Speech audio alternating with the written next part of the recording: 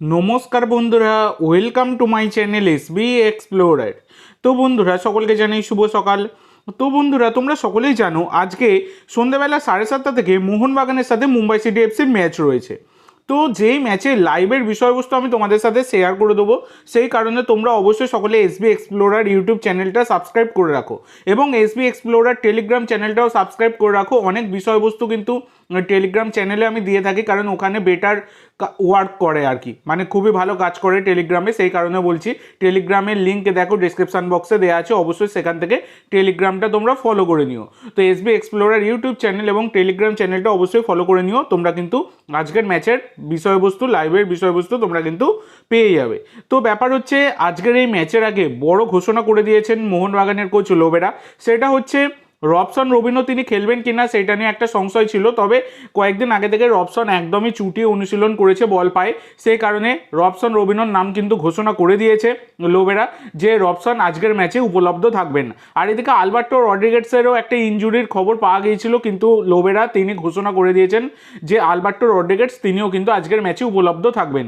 কিন্তু আরেকটা জিনিসও মানে বড় কথা, সেটা হচ্ছে গতকালকে কিন্তু বল পায়ে অনুশীলন করেননি আলবার্টো, তাই প্রথম একাদশে তিনি থাকবেন কিনা সেই বিষয়ে এখনও ধোঁয়াশা রয়েছে।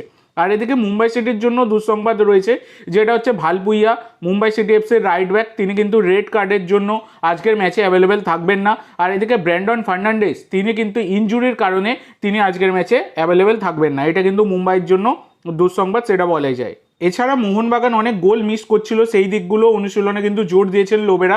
এছাড়া সেট পিসেরও ভালো করে প্র্যাকটিস করিয়েছেন, কারণ সেট পিস থেকে মোহনবাগানের সেভাবে গোল আসছে না, এইগুলোর দিকে কিন্তু জোর দেওয়া হয়েছে। এবং যে পরিমাণে গোল মিস করছে মোহনবাগান, মারাত্মক বিষয় এটা।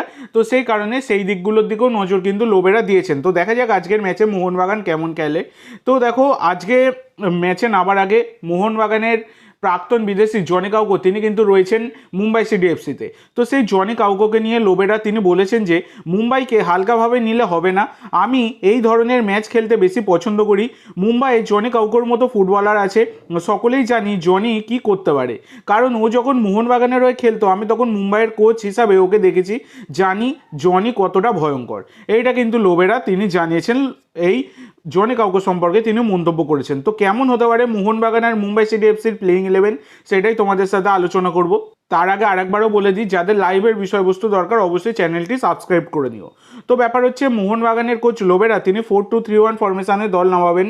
গোলকিপার ভিশাল কাইত, 4 জন ডিফেন্ডার, রাইট ব্যাকে অভিষেক টেকচাম, লেফট ব্যাকে সুভাশিস, সেন্টার ব্যাকে আলবার্টো বা টম এবং মেহতাব, 2 জন ডিফেন্সিভ মিডফিল্ডার থাপা আর আপুইয়া, 3 জন অ্যাটাকিং মিডফিল্ডার, রাইট মিডফিল্ডে খেলবেন লিস্টন, লেফট মিডফিল্ডে রবসন, সেন্টার অ্যাটাকিং মিডফিল্ডে দিমি পেত্তাতোস, 1 জন ফরওয়ার্ডস জেমি ম্যাকলারেন। তো দিমির জায়গায় চাইলে কোচ লোবেরা তিনি জেসন কামিন্সকেও নামাতে পারেন, কারণ ওই অ্যাটাকিং মিডফিল্ডার বা সেকেন্ড স্ট্রাইকারের ওই জায়গাটা মাঝখানটায়, ওইখানটা কিন্তু জেসন কামিন্স খুবই ভালো খেলে। সেক্ষেত্রে দিমির থেকে অনেকটাই বেটার খেলে বলে মনে হয়। তোমাদের কি মনে হয় ওই পজিশনটার ক্ষেত্রে? অবশ্যই সকলে কমেন্ট করে জানাতে ভুলো না। মুম্বাই সিটি এফসির প্লেইং 11টা আলোচনা করা যাক। 4-2-3-1 ফরমেশনে দল নামাবে।